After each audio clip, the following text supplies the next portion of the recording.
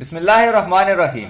नाज़रीन, यूनान और उसके साथ कुछ बड़ी ताकतों ने जूं 2023 करीब आ रहा है, तुर्की को कंट्रोल करना शुरू कर दिया है। चंद रोज कबल यूनान और मिस्र के दरमियान एक मायदा तय पाया था, जिसमें दोनों ममालिक ने मशरकी बहरा रूम में अपनी अपनी हदूद का तयन किया था, जहां वो तेल और गैस की तलाश का मिलकर काम करेंगे।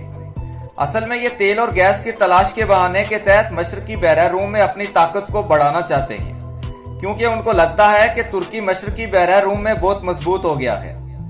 और मजीद ये कि तुर्की अपनी हदूद तजावुज करके तेल और गैस की तलाश कर रहा है। नाज़रीन, यहाँ पर आपको याद दिलाते चलें कि सल्तनत उस्मानिया के इख्तिताम के वक्त जो मायदा किया गया था, उसमें एक बड़ी शर्त यह भी थी कि तुर्की तेल और गैस के लिए कहीं भी ड्रिलिंग नहीं करेगा और वो तेल और गैस सिर्फ इंपोर्ट कर सकेगा। लेकिन तुर्की ने इस मायदे के ख़त्म होने से पहले ही ड्रिलिंग शुरू कर दी थी, और अब तुर्की अपने इलाके जो मुतनाज़ा इलाके हैं, जो तुर्की समझता है कि उसकी मलकियत हैं, अब उनमें भी ड्रिलिंग शुरू कर दी है। ये मायदा 2023 में इख्तिताम होना है। अब तुर्की का कहना है कि जहां तुर्की ड्रिलिंग कर रहा है वो तुर्की की हदूद है। इसके अलावा जो साइप्रस का जजीरा है, जो बुनियादी तनाज़ा समझा जाता है यूनान और तुर्की के दरमियान, इस जजीरे को तुर्की एक रियासत तस्लीम करता है, और तुर्की का कहना है कि तुर्की इन सब इलाकों की हिफाजत करता है। यूरोपीय यूनियन इससे इत्तफाक नहीं करता और अमेरिका भी इस मामले पर तुर्की के सख्त खिलाफ है। तुर्की के खिलाफ इस मामले पर यूनान, मिस्र, अमेरिका और यूरोपीय यूनियन ने गठजोड़ बना लिया है। और नाज़रीन, जिस गठजोड़ में अमेरिका हो वहां ज्यादा देर तक अमन नहीं रह सकता। जुलाई में भी यूरोपीय यूनियन और तुर्की की बहरिया के दरमियान झड़प होते होते रह गई, जब यूरोपीय यूनियन के एक अफसर ने तुर्की के बहरी जहाज को रोकने के लिए हेलीकॉप्टर रवाना किया।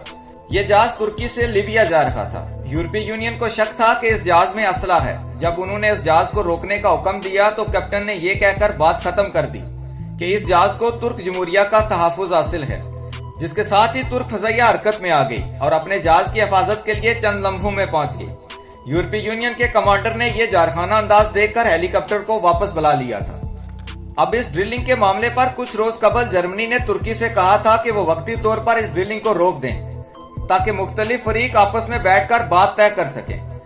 तुर्की ने वो रोक दिया था, लेकिन फिर तुर्की ने कहा कि दूसरे फरीक बिलखुसूस यूनान दिलचस्पी नहीं दिखा रहा, तो पीर के रोज उन्होंने काम फिर से शुरू कर दिया, जिसके बाद यूनान की तरफ से यूरोपीय यूनियन के साथ मिलकर सख्त कार्रवाई की धमकी भी दी गई।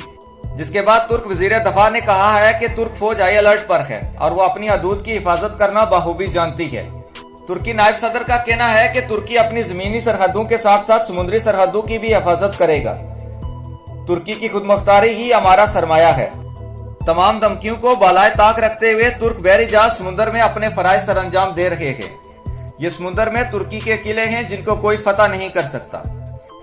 नाज़रीन, ये जो जहाज आपको दिखाई दे रहा है, ये है असल तनाज़े की वजह।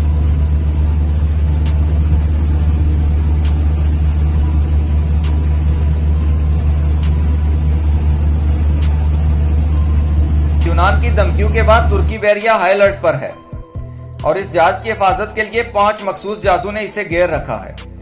एक खबर के मुताबिक यूनान की फोर्सेस ने तुर्की किश्ती पर फायरिंग की इतला दी है, जिसमें 3 अफराद जख्मी हुए हैं। नाज़रीन, ये मामला अभी शुरू हुआ है और कहां तक जाता है आपको अपडेट करते रहेंगे। अगर आप जानना चाहते हैं कि सल्तनत उस्मानिया क्यों और कैसे खत्म हुई, तो यहाँ पर क्लिक करें। हमारे साथ जुड़े रहने के लिए चैनल को सब्सक्राइब करके बेल आइकॉन को जरूर प्रेस करें। शुक्रिया।